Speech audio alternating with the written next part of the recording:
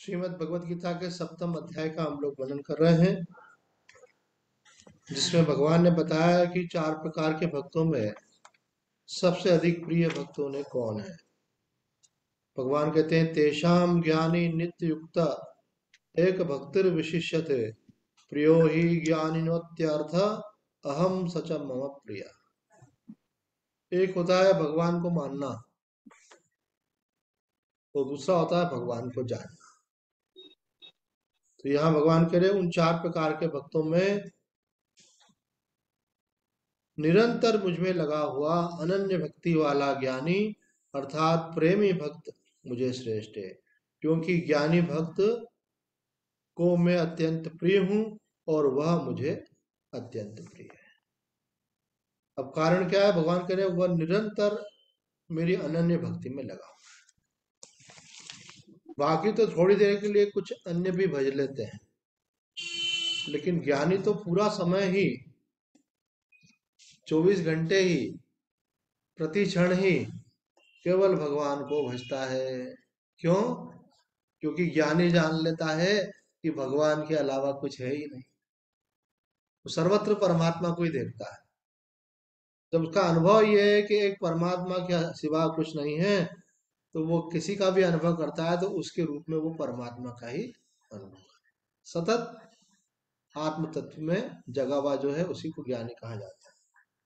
वो आत्मा ही परमात्मा है। तो भगवान कह रहे हैं वो मुझे सबसे अधिक प्रिय है। शंकराचार्य जी महाराज कहते हैं उन 4 प्रकार के भक्तों में जो ज्ञानी है अर्थात यथार्थ तत्व को जानने वाला है, वह तत्ववेत्ता होने के कारण ही सदा मुझ में स्थित है। उसकी दृष्टि में अन्य किसी भजने योग्य वस्तु का अस्तित्व नहीं रहने के कारण केवल मुझ एक परमात्मा में उसकी अनन्य भक्ति होती है। अर्थात अनन्य का मतलब अन्य कुछ भी ना हो, केवल एक ही, वो अनन्य कहलाता है। उनकी अनन्य भक्ति होती है। अन्य तीनों की अपेक्षा अधिक उच्च कोटि का इसको भगवान ने बतलाया है, क्योंकि भगवान कहते हैं ज्ञानी तो मेरी आत्मा ही है, अर्थात वो मुझसे अलग कुछ देख नहीं रहा है। इसलिए भगवान को ज्ञानी सबसे प्रिय है।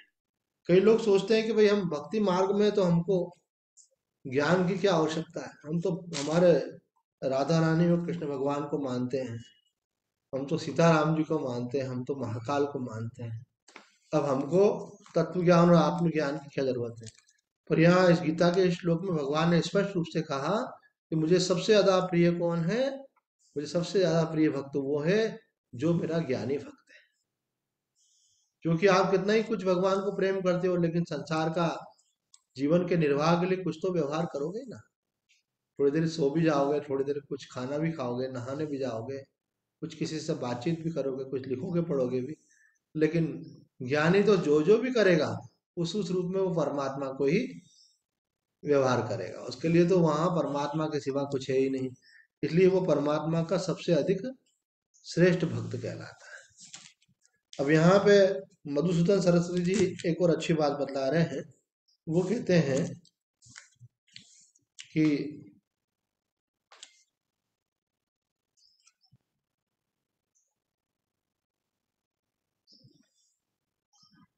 ये सब अर्थात मेरे आर्त आदि 3 प्रकार के भक्त सकाम होने पर भी, ये अगले श्लोक में आ गया, जिसकी समस्त कामनाएं निवृत्त हो गई हैं, वह तत्व ज्ञानवान भक्त विशेष अर्थात सबसे बढ़कर अर्थात सबसे श्रेष्ठ है, क्योंकि विक्षेप का कोई कारण न होने से वे अपने अंतरात्मा से अभिन्न भगवान में नित्य युक्त अर्थात सर्वदा समाहित चित्त रहता है। तो 2 महत्वपूर्ण बातें कही हैं यहाँ पे कि अगर भगवान के अलावा अगर आपके मन में कोई भी कामना है, तो वो कामना आपको भगवान के भजन की प्राप्ति में विक्षेप उत्पन्न करती है। जिस समय वो कामना आपके मन में आ जाती है, मानो मेरा स्वास्थ्य खराब हो जाए, तो ध्यान भगवान से हटके किधर चले जाएगा? स्वास्थ्य को, स्वास्थ्य की चिंता आ जाएगी, स्वास्थ्य के बिगड़ने का भय आ जाएगा, स्वास्थ्य को कैसे ठीक कराना है इसके लिए ये विचार आएगा, इसको दिखाएं उसको दिखाएं, ये उपाय करें वो उपाय करें, तो ध्यान हट गया भगवान से। तो कहते कोई भी कामना अगर आपके अंदर आई तो वो विक्षेप का कारण बनती है। लेकिन ज्ञानी में कोई कामना आ नहीं सकती है। तो बोले फिर जीवन कैसे चलेगा? बोले वो कामना के रूप में भी भगवान को देखता है। वो जो व्यवहार जो भी कर रहा है उस सब के रूप में भी परमात्मा को देख रहा है।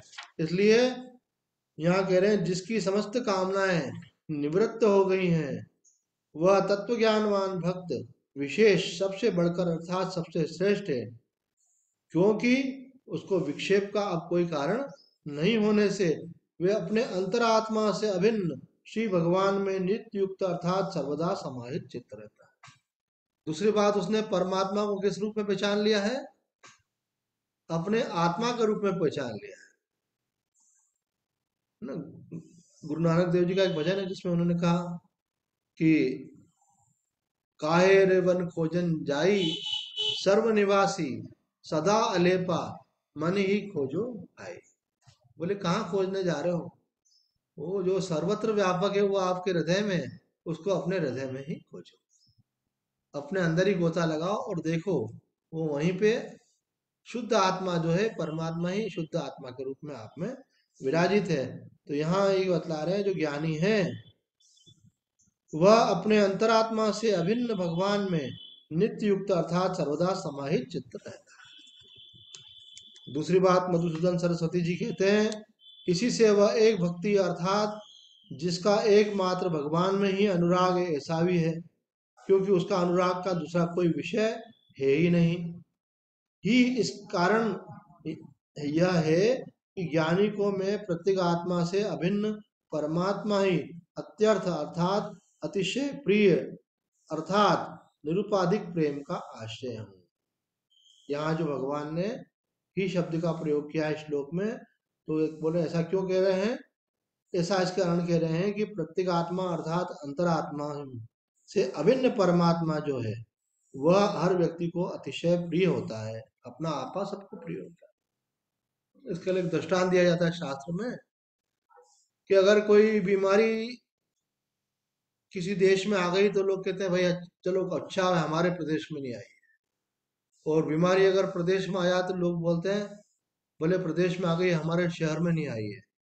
और अगर शहर में आ जाए तो लोग बोलते हैं भले शहर में आ गई है अभी हमारे मोहल्ले में तो नहीं है। इसका सब लोग अनुभव कर चुके हो। और अगर मोहल्ले में आ जाती तो बोलते भैया बच के रहना, घर में नहीं आ जाए। और घर में किसी को हो जाए तो बोलते अरे ये क्या हुआ, घर में तो आ गई पर फिर भी चलो मैं बचा हुआ हूँ। और अगर वो बीमारी अपने शरीर में लग गई और वो शरीर के अंग विशेष को बहुत नुकसान पहुंचा रही है तो डॉक्टर बोलेगा इस अंग को बाहर करो, नहीं तो ये आपकी जान ले लेगा। तो आप बोलते भाई अंग निकाल दो हमारा, कोई बात नहीं है, हम तो जीवित रहेंगे ना, अंग बदल के दूसरा अंग लगा दो अगर संभव हो तो आदमी अपनी अपने लिए क्या करता है, अंग तक का त्याग कर देता है।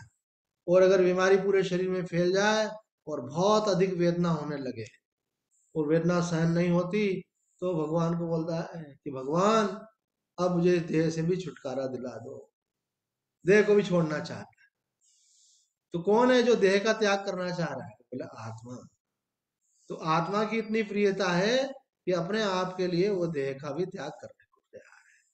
संसार तो छोड़ा ही छोड़ा, देश छोड़ा, प्रदेश छोड़ा, शहर छोड़ा, है ना, घर के लोगों को छोड़ा, अब उसके बाद में अपने शरीर को भी छोड़ने को तैयार हो गया। क्यों?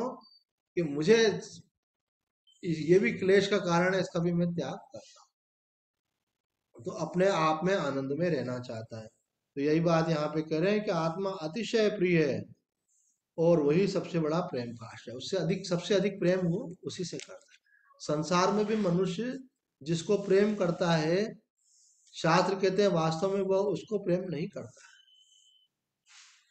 ऐसा शास्त्र क्या कहते हैं कि आप संसार में जिसको प्रेम करते हो वास्तव में उसको प्रेम नहीं करते हो। तो फिर बोले किसको प्रेम करते हैं? तो बोले इसका मतलब ये है कि वो आपको सुख दे रहा है इसलिए आप उससे प्रेम, अगर वही आपको दुख देने लग जाए तो फिर आप उससे प्रेम नहीं करोगे। इसलिए सुख के लिए आप उससे प्रेम कर रहे हो। अगर वो आपको दुख देने लग जाए तो कोई मकान में भूत आ जाए और वो आपको परेशान करने लगे तो आप मकान छोड़ के भाग जाएंगे। आपके पैसे के पीछे कोई डाकू पड़ जाए, गुंडे पड़ जाए तो आप उनको पैसे देके छुटकारा पाना चाहोगे। किसी की संतान अगर दुष्चरित्र हो जाए, माता पिता उससे बहुत परेशान हो जाए तो बोलते हैं अरे भाई तू जा घर छोड़ के, हमको सता मत, संतान को छोड़ देते हैं। तो आदमी किसी से प्रेम नहीं करता है, वो अपने आप से प्रेम करता है, मतलब अपने सुख से प्रेम करता है, और सुख स्वरूप क्या है? आत्मा। लेकिन भूल से बाहर मान लिया है, तो जहां जहां मान लिया है तो उसकी पोल खुल जाए अगर, कि सुख वहां नहीं है, तो वापस लौटकर अपने आप में आता है। इसलिए आत्मा अतिशय प्रिय है, अपने आप से सबसे अधिक प्रेम करता है, क्योंकि अपने को दुखाने वाला व्यक्ति उसको पसंद नहीं आता है, अपने को सुख देने वाला पसंद आता है। तो अपना सुख तो स्वाभाविक ही है, लेकिन दूसरे में मान लिया, इसलिए ऐसी प्रतीति होती है इससे मिल रहा है। पर जब उससे नहीं मिलता हुआ दिखता है तो बोलता है तू तो जा भाई, मुझे सुख से रहने दे। तो यहाँ बोल रहे हैं कि ज्ञानी जो है वो परमात्मा को आत्मा के रूप में अनुभव करता है, और आत्मा सबका अतिशय प्रिय होता है, इसलिए ज्ञानी को मैं प्रिय हूँ, और ज्ञानी मुझे प्रिय है, और प्रिय नहीं है, अतिशय प्रिय है। ये दोनों बातें समझने लायक हैं कि परमात्मा को वो ज्ञानी भक्त प्रिय है, और ज्ञानी भक्त को परमात्मा प्रिय है। दोनों एक दूसरे का त्याग नहीं करते हैं, क्योंकि अभिन्न वस्तु का त्याग नहीं होता है, जो भिन्न होती है उसी का त्याग हो सकता है।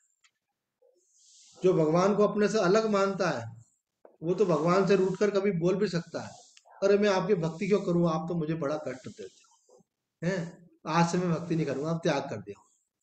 अपनी मूर्तियां उसने वहां से मंदिर से हटा दी, क्योंकि नाराज हो गया। लेकिन ज्ञानी तो भगवान से नाराज भी नहीं हो सकता, क्योंकि वो अपने आपे का तो कोई त्याग कर ही नहीं सकता। यहाँ उड़िया बाबा जी महाराज इस श्लोक की व्याख्या में कहते हैं, ऊपर कहे हुए उन भक्तों में ज्ञानी नित्य युक्त है, उसके अनित्य पदार्थों में आसक्ति नहीं होती, तथा सर्वत्र ब्रह्म दृष्टि होती है, इसी से वह एक भक्ति भी है।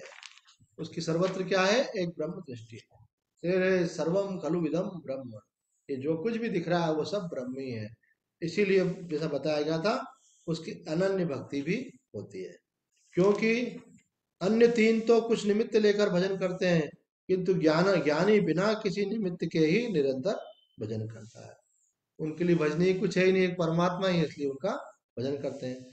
यदि उसमें कोई वासना होती या कोई विशिष्ट निमित्त होता, तो उससे एक भक्ति नहीं हो सकती थी। उनके मन में कोई वासना नहीं है जिसकी वजह से वो भगवान से प्रार्थना करें, कामना प्रकट करें, और कोई निमित्त विशेष भी नहीं जिस निमित्त के कारण उनका जप कर रहे हो, भजन कर रहे हो, ध्यान कर रहे हो।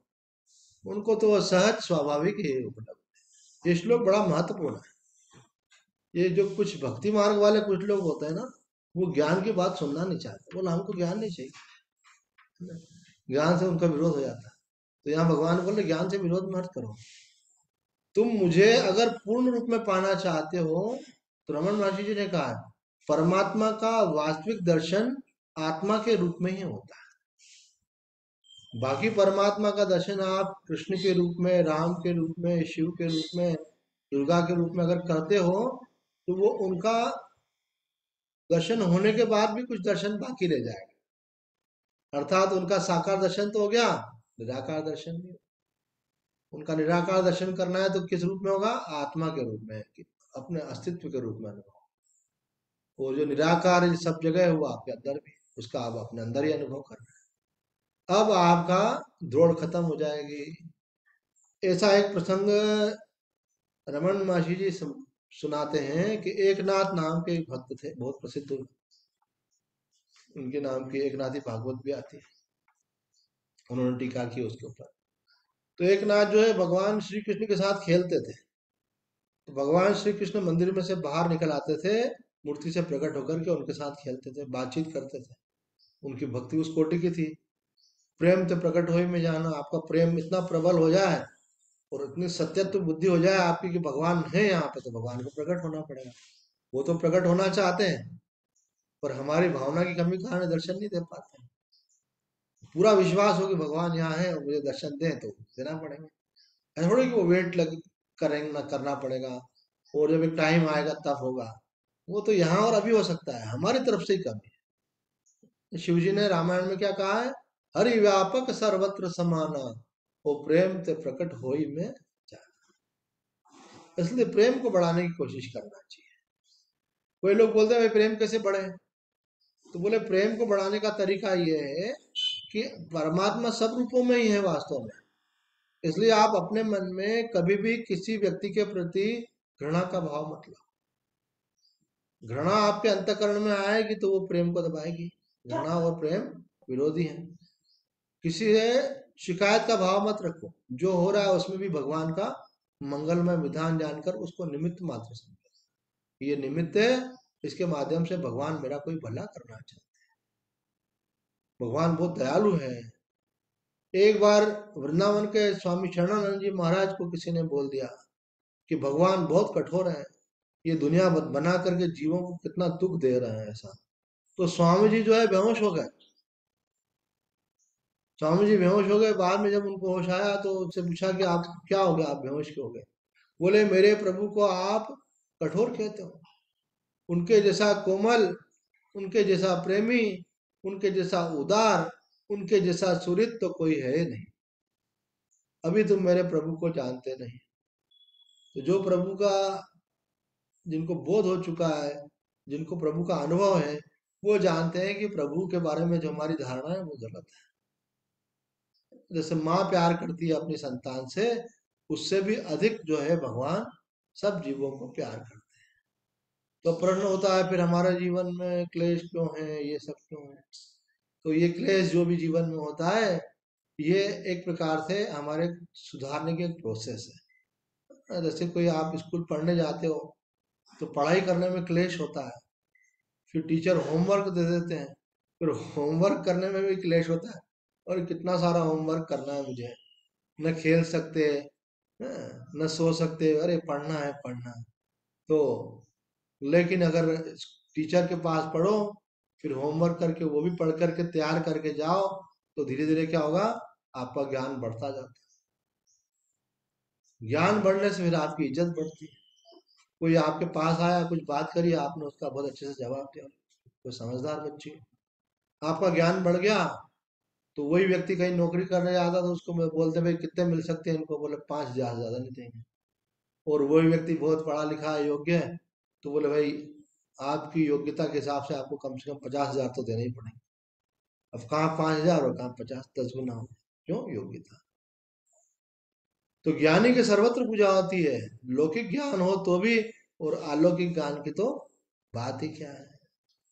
तो यहाँ कह रहे हैं कि भगवान जो है वो, भगवान को नहीं जानने के कारण जीव जो है भगवान पे आक्षेप करता है।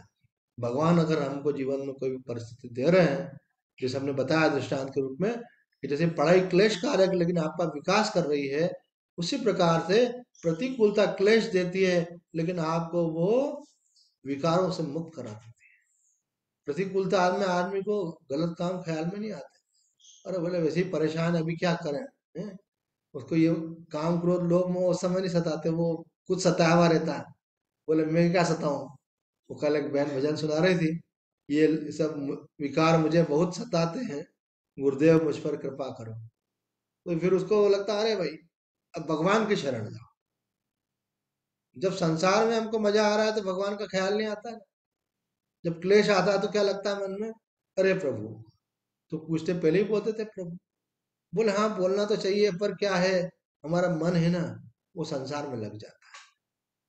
संसार से जब शॉक ट्रीटमेंट होता है, झटका लगता है, तो चुप छोड़ करके फिर कहाँ जाएगा? मेरो मन अनत कहाँ सुख पाई, जैसे उड़ी जहाज को पंछी पुनि जहाज पे आए। जैसे समुद्र का जहाज, समुद्र में चल रहा है कोई जहाज, उसमें पक्षी इधर जाता है उधर जाता है, और जब देखता है कहीं बैठने की जगह नहीं मिले तो लौट के वापस कहाँ आता है? वहीं पर आता है। इसी प्रकार से हमारा मन इधर जाता है उधर जाता है, जाता किसके लिए? सुख की खोज में। और वहां से जब झटका लगता है उसको, उसमें से दुख मिलता है, तो फिर लौट के अपने में आता है, अरे नहीं अपने में ही सुख है। तो कहते हैं कि भगवान का विधान मंगल, ये एक बात व्यक्ति के अंदर बैठ जाए तो उसके मन से दुख सदा के लिए दूर हो जाएगा। क्यों? कि जब आपको लगेगा हम भगवान की कृपा के छाया तले बैठे, उनकी कृपा के करुणा के अंदर बैठे हुए हैं, तो फिर हमको भय की क्या बात? बच्चा माँ की गोदी में बैठा हो तो उसको भय लगता है क्या? नहीं लगता है। माँ है ना मेरे साथ। माँ जो है अपने प्राण दे करके भी बालक की रक्षा करती है, चाहे वो किसी भी शरीर में हो। है ना। मनुष्य शरीर की माँ की बात नहीं है, बाकी सब योनियों में भी आप देख लो, तो फिर भगवान तो माँ से भी कई गुना माँ है, वो तो सच्ची माँ है। तो अपने को विश्वास की कमी रह जाती है बस। भगवान तो करने के लिए सदैव तैयार बैठे हैं और करते ही हैं, और कर ही रहे हैं। ऐसा नहीं है कि हम मानेंगे तो करेंगे। अच्छा, अपने को भगवान का नहीं ज्ञान है, भगवान को हमारा ज्ञान है कि नहीं? भगवान को तो ज्ञान है कि मेरी संतान है, इसलिए भगवान निरंतर कर ही रहे हैं। पर हम अगर जान लेंगे तो हमारे मन में समर्पण आ जाएगा, और निश्चिंतता और निर्द्वंदता और निर्भीकता आ जाएगी। अरे अब भय की कोई बात ही नहीं है, भगवान है ना। अब कोई लोग बोलते भगवान है तो सही, पर भगवान का मेरी तरफ ध्यान ध्यान नहीं है। तो भगवान का ध्यान ऐसा नहीं है कि आपकी तरफ कभी होता है और कभी नहीं होता है। उनका ध्यान आपको आकर्षित करना, ऐसा नहीं है। आपको ही अपना ध्यान उधर ले जाने की जरूरत है। भगवान को तो आप सदैव से प्रत्यक्ष हो, क्योंकि उनकी कोई लिमिटेशन नहीं है। जैसे मैं अभी आपको देखूंगा तो नेट पर बैठे हुए लोगों को नहीं देख पाऊंगा, उनको देखूंगा तो आपकी तरफ ध्यान देने लगूंगा तो नहीं देख पाऊंगा। तो ऐसे दो में से एक को देख सकते हैं, एक साथ दोनों नहीं दिखेंगे। यहाँ तो टीवी का स्क्रीन देखें, कंप्यूटर का, और यहाँ फिर आपको देखें। लेकिन भगवान एक समय में सब कुछ कर सकते हैं। वो तो जो ऑफलाइन बैठे हुए हैं उनको भी देख सकते हैं। कोई मानो कोई कहाँ बैठा हुआ क्या कर रहा है ना, कोई वीडियो ऑफ करके बैठा उसको भी देख सकते हैं भगवान, उनको बोलने की जरूरत ही नहीं वीडियो ऑन। तो ये भगवान की महिमा है। भगवान को मानने का मतलब ये नहीं होता है कि केवल हम स्वयं श्री कृष्ण को मानते हैं। मानते का मतलब क्या, उनकी उनके आप समझो तो सही कि आप जिसको मानते हो वो है क्या। अब आप किसी दुकानदार पे गए, आप बोले सोने की दुकान है, बोले आप समझते हो, बोले हाँ मैं जानती हूँ। अगर जानती हो तो बोले 1 किलो आलू मिलेंगे क्या? बोले आप क्या जानते हो, ये सोने की दुकान है, यहाँ पे आलू में। तो अगर आप भगवान को जानते हो तो उसके बाद फिर आप बोल रहे हो मैं दुखी हूँ, मैं परेशान हूँ, मैं चिंतित हूँ, तो भगवान बोले इसका मतलब तुम मुझे मानते ही नहीं। अगर मुझे मानते तो तुमको ये मानना पड़ता, भगवान को मानने का मतलब क्या, ये मानना पड़ता कि अब आपको कोई चिंता करने की जरूरत नहीं है, कि कोई आपकी चिंता कर रहा है। अब आपको भयभीत होने की जरूरत नहीं है, क्योंकि आप जिसकी शरण में हो वो सर्व समर्थ है, सर्वशक्तिमान है।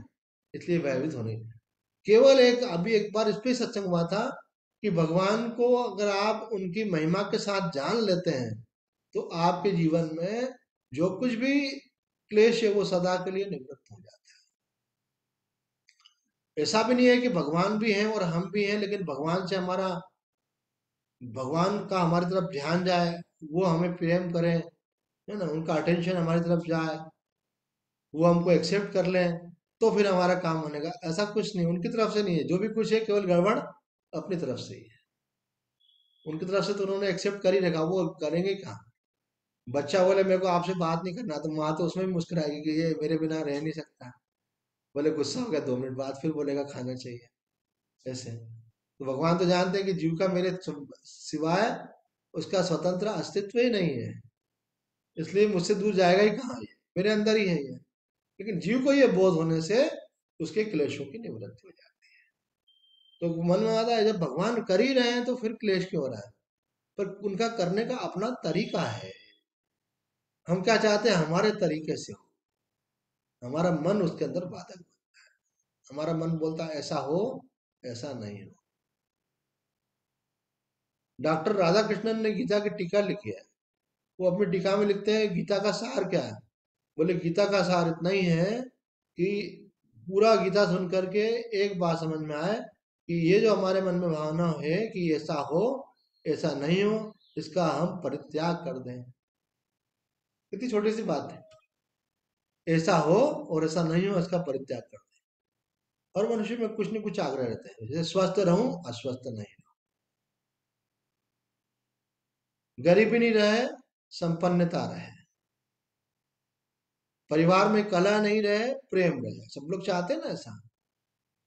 भूखे नहीं रहे, भूख लगे तो भोजन अच्छा मिल जाए। मान हो, अपमान नहीं हो, ये हमारी शर्त है। ये जो शर्तें है ना, ये दुखी करती हैं। अपमान किसी को दुखी नहीं करता, मान चाहता है इसलिए अपमान दुखी। तो अगर आप आग्रह ही नहीं रखोगे और बोलोगे करने वाला भगवान है ना, जैसे ठाकुर रामकृष्ण परमहंस को स्वामी विवेकानंद ने कहा कि ठाकुर हमको आपका शारीरिक कष्ट देखा नहीं जाता। उनको गले का कैंसर हो गया था। उस गले के कैंसर के कारण वो भोजन भी नहीं कर पाते थे। तो उन्होंने ठाकुर से अर्थात रामकृष्ण परमहंस से निवेदन किया कि ठाकुर आप माँ से बोल दो, माँ का आपको प्रत्यक्ष है।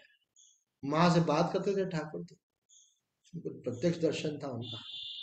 तो आप माँ को बोल दो, माँ तो सर्व जगत को चलाने वाली सर्वशक्तिमान है, वो आपका ये क्लेश दूर कर देंगे। आपका कष्ट दूर हो जाएगा तो हम भी सुखी हो जाएंगे। तो उन्होंने कहा अरे पगले, तू क्या समझता है, माँ को नहीं मालूम है क्या? उनकी जानकारी के बच करके कोई चीज दे सकती है क्या? आज अपने देश का प्रधानमंत्री अगर मानो मोदी जी हैं, तो उनको पता लगाना पड़ता है यूक्रेन में हमारे भारत के बच्चे पूर्ण सुरक्षित हैं कि नहीं, उनको वहां कोई टार्चर तो नहीं कर रहा है, कोई कष्ट तो नहीं हो रहा है, वो आना चाहते तो कोई दिक्कत तो नहीं हो रही है। तो पता लगाते हैं वो कोशिश करते हैं कि उनको कष्ट नहीं दिया जाए। और मालूम पड़ता है कोई ऐसा वीडियो वहां से आ जाता है, तो वो राष्ट्रपति से बात करते हैं कि आपके सैनिकों को हिदायत दो, हमारे बच्चों को इस प्रकार से क्लेश दे रहे हैं। तो वो बोलते हैं मैं आदेश दूंगा। तो उनको पता लगाना पड़ता है, लेकिन भगवान को किसी एजेंट के द्वारा पता लगाना नहीं पड़ता। तो ठाकुर रामकृष्ण ने कहा कि माँ सब कुछ जानती है, उनकी लीला वही जाने।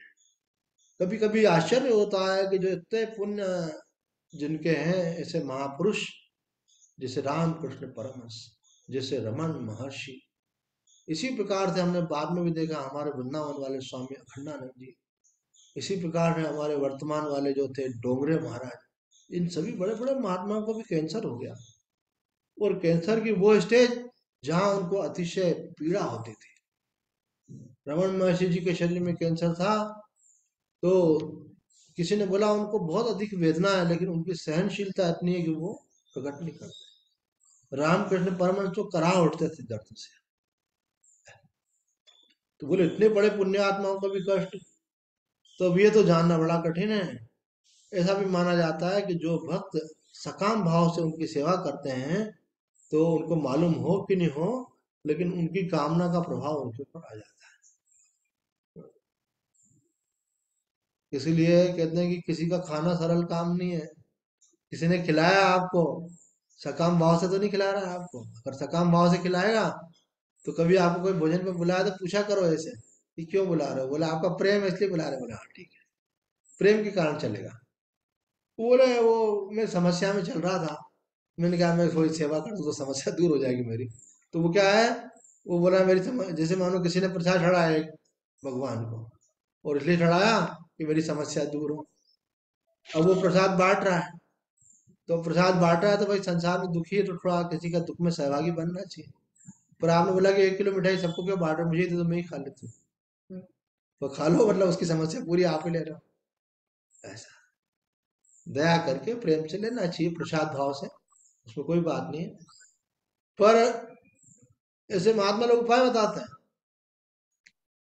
कि एक सूफी संत के पास हम जाते थे, तो वो उपाय बताते थे ऐसा कि अगर आपको तकलीफ है तो 2 किलो 4 किलो मिठाई लेकर के आओ, तो भगवान को खड़ाओ और खड़े हो जाओ वहीं पर, और जो भी आ रहा है सबको वो मिठाई बांटते जाओ ऐसे।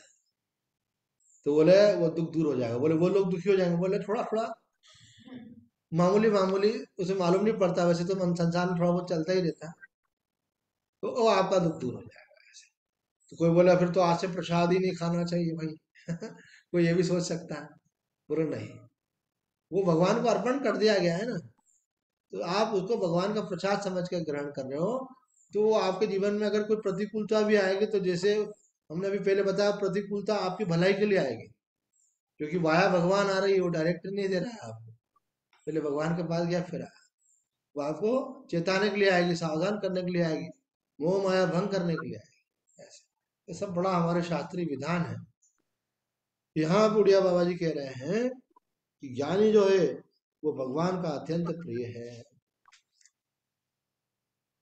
मैं अन्य हूं तथा भगवान अन्य है, यह भक्ति है। और और अभेद दृष्टि जिसमें जीव जगत और भगवान में कोई भेद नहीं रहता, वह एक भक्ति है। एक भेद भक्ति होती है और एक एक भक्ति अर्थात अभेद भक्ति। इसके सिवाय आर्थ जिज्ञासु अर्थार्थी भक्तों में तो कर्तापन रहता है, किंतु ज्ञानी कर्तृत्व भोक्तृत्व का बात कर देता है। वह सबसे अभिन्न होकर भी सबके सबसे असंग होता है। बोले ज्ञानी की विशेषता है क्या है? साधारण मनुष्य को तो लगता है मुझे सुख मिल रहा है, मुझे दुख मिल रहा है, मैंने ये किया, मैंने वो किया। लेकिन ज्ञानी तो अपने को कर्ता मानता ही नहीं। वो अपना ईगो रखता ही नहीं है, उसमें तो जीव भाव होता ही नहीं है। इसलिए उसे ऐसा लगता भी नहीं कि मैं कुछ कर रहा हूँ। उस परम तत्व के द्वारा सब कुछ हो रहा है। कर्तापन का अभिमान उसका चला जाता है। उसमें भोक्तापना भी नहीं होता। उसको कोई सुख मिले अथवा दुख मिले तो वो अंतःकरण से तादात्म्य करके उसके साथ सुखी दुखी नहीं होता। वो तो देखता है कि सुख आ रहा है, आ गया, जा रहा है, जा रहा है। जैसे बालक है, वो देख रहा है ऊपर। बोले क्या देख रहे हो? बोले कुछ नहीं देख रहा हूँ। बादल आ रहे हैं तो देख रहा है, बादल पानी में बदल गया तो देख रहा है, बादल चले गए तो देख रहा है। उसके मन में ये नहीं है कि बादल पानी नहीं बरसा दे, अथवा उसके मन में ये भी नहीं कि पानी बरसता रहे। तो उसके मन में कोई आग्रह नहीं, वो तो बस देखता है ऐसे जो भी है। छोटे बच्चे देखते हैं ना। एक बार मैं एक माँ के पास गया, तो वो माँ कुछ काम कर रही थी, तो मैंने कहा आपका लड्डू गोपाल कहाँ है, मेरे को दर्शन तो कराओ। जैसे भगवान शिव दर्शन करने गए थे ना यशोदा मैया के पास, कि मेरे को अपने कान्हा के दर्शन कराओ। तो मैंने बोला आपके कान्हा जी के दर्शन तो कराओ। तो बोले वो दूसरे कमरे में सो रहा है। तो दूसरे कमरे में उन्होंने क्या करा, उसको हिला धुला के उसको मालिश करके उसके ऊपर ऐसे जाली रख देते हैं, माता रख देते नहीं, ऐसे छतरी टाइप की होती है ऐसी रख। तो बोले उसमें सो रहा होगा। तो हमने उठाया तो वो तो जग रहा था यूं मजे से ऐसे। तो जैसे मैंने उसको देखा तो मेरे को हंसी आने लगी। मैंने कहा अकेले ये आंखें खोल करके क्या सोच रहा होगा ऐसा, ये अभी तो गोदी का बच्चा है। मैंने कहा, क्या सोच रहा होगा? उसकी माँ से मैंने कहा कि यूं करके देख रहा था। तो अकेले लेटे लेटे आदमी कुछ ना कुछ सोचता रहता है ना अगर जग रहा होता है तो मैंने बोला ये क्या सोच रहा होगा? बोले हाँ मेरे पति और हम भी सोचते हैं, ये जो छोटे बच्चे रहते हैं, है ना, जैसे हमारा लड्डू गोपाल है, तो जब ये कुछ नहीं बोलता है चुपचाप बैठा रहता है तो क्या सोचता होगा। तो मैंने बोला ये क्या सोचता है आपको मालूम नहीं पड़ता। क्यों? अभी उसकी थॉट प्रोसेस बनी ही नहीं है, वो आपके जैसा थोड़ी सोचता है। वो तो मस्त रहता है, ये ज्ञानी है। ज्ञानी की तरह मस्त रहता है। सोचते रहने की आदत तो अज्ञानी को होती है। तो यहाँ बतला रहे हैं कि वो जो ज्ञानी है वो भोक्ता पने से भी रहित है। वो हर समय हम कुछ न कुछ अनुभव करते रहते हैं, वो अनुभवों से भी अतीत है, क्योंकि वो अंतःकरण से जुड़ा हुआ नहीं है। किंतु ज्ञानी कर्तृत्व भोक्तृत्व का बात कर देता है, वह सबसे अभिन्न होकर भी सबसे असंग। बोले कि वह, हम बोलते हैं हमारे परिवार के अभिन्न अंग हैं। स्वामी जी हमको बहुत प्रेम करते हैं, गुरु महाराज हमको बहुत प्रेम करते हैं। तो उसका मतलब है वो तो आपके प्रेम में फंस गए फिर। तो कहते हैं वो सबसे बहुत प्रेम करते हैं, लेकिन सबसे प्रेम करते हुए भी वो सबसे असंग है, निर्लिप्त है। क्योंकि जानते हैं कि परमात्मा के अलावा दूसरा है ही नहीं, तो वो फिर अन्य से प्रेम कहाँ से करें। तो वो परमात्मा से ही प्रेम करते हैं जब जिससे करते हैं। इसलिए वो किसी में भी लिप्त नहीं है, उनको तो एक तत्व का अनुभव है। तो यहाँ बोल रहे हैं कि सबसे अभिन्न होने पर भी सबसे असंग है। महापुरुषों में ये विशेषता होती है कि जो भी उनके पास जाता है ना, उनको लगता है कि स्वामी जी का, गुरु जी का, महाराज जी का हमारे साथ सबसे अधिक प्रेम है। दूसरा जाएगा तो उसको लगेगा कि हमारे से ज्यादा। उससे सबको लगता है कि सबको कि हमसे सबसे ज्यादा प्रेम है। और उनसे उनकी स्थिति देखी जाए तो सबसे प्रेम करते हुए भी वो सबसे निर्लिप्त रहते हैं, असंग रहते हैं। यही बात यहाँ कही गई है। सबसे अभिन्न होकर भी सबसे असंग होते हैं, यही उनकी उन ज्ञानी की एक भक्ति कहलाती है। तीसरी बात कही है यहाँ पे उड़िया बाबा जी ने, ज्ञानी का तो भगवान से भेद नहीं है, इसलिए कभी वियोग नहीं होने के कारण वह नहीं। उनका भगवान से भेद ही नहीं है, वो अभेद मान रहे हैं, इसलिए वो भगवान में नित्य युक्त हैं। वह मैं ब्रह्म ऐसा चिंतन भी नहीं करते, क्योंकि उसे कभी भी भेद की अनुभूति ही नहीं होती। तो फिर वो ऐसा चिंतन भी क्यों करे।